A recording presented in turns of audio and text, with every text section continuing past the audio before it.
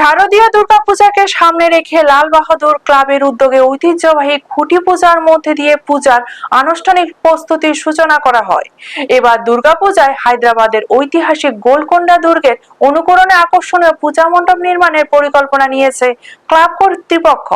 খুঁটি পূজার অনুষ্ঠানে উপস্থিত ছিলেন ভারতীয় জনতা পার্টির সহসভাপতি সুবল ভৌমিক, আগরতলা প্রেস ক্লাবের সভাপতি প্রণব সরকার, ক্লাবের কর্মকর্তা সদস্য এবং এলাকার বিশিষ্ট ব্যক্তিবর্গ। বৈদিক মন্ত্রোচ্চারণ ও পূজার্চনার মধ্যে দিয়ে অনুষ্ঠানের শুভ সূচনা হয়।